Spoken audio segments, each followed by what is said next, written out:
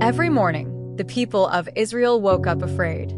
Across the battlefield stood a giant warrior named Goliath. He was huge, powerful, and loud. His armor shined like metal in the sun, and his voice thundered across the valley. Every day, Goliath stepped forward and shouted at the soldiers of Israel. "Choose a man to fight me," he roared. But no one moved. The soldiers trembled with fear. Even King Saul was afraid. Far away from the battlefield, in the quiet hills of Bethlehem, lived a young shepherd boy named David. David was the youngest son in his family. Every day, he cared for his father's sheep.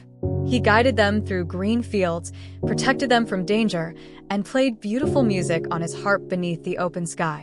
David loved God with all his heart, and he trusted him completely. One day, David's father gave him bread and supplies to take to his older brothers who were serving in the army.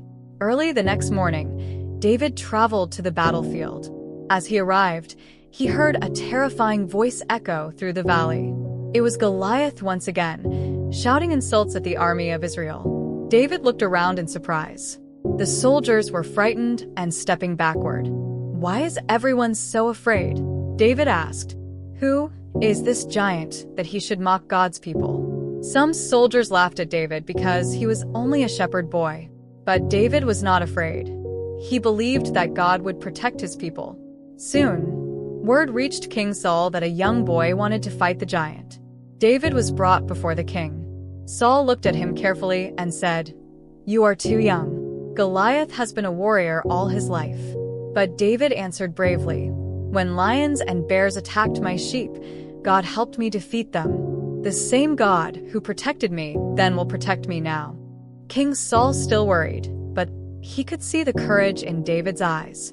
So he agreed to let David fight. Saul placed heavy armor on David, but it was too large and too heavy for him to walk properly. David carefully removed the armor and shook his head. Instead, he picked up his shepherd's staff and walked to a nearby stream. There, he chose 5 smooth stones and placed them into a small pouch. Then he held tightly to his sling and walked toward the battlefield. As Goliath saw David approaching, he burst into laughter. "Am I a dog?" the giant shouted angrily. "Why would you send a boy to fight me?" But David stood firm. He looked up at the giant and said, "You come with a sword and spear, but I come in the name of the Lord." The battlefield became silent. Then Goliath charged forward. David quickly reached into his pouch, pulled out a stone, and placed it into his sling.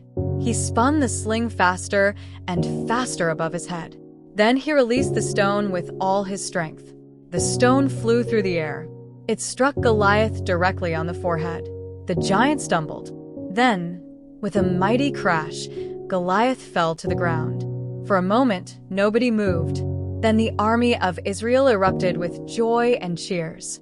The soldiers who had once been afraid now shouted with victory. King Saul smiled in amazement, and David stood humbly before the people. That day, everyone learned an important lesson.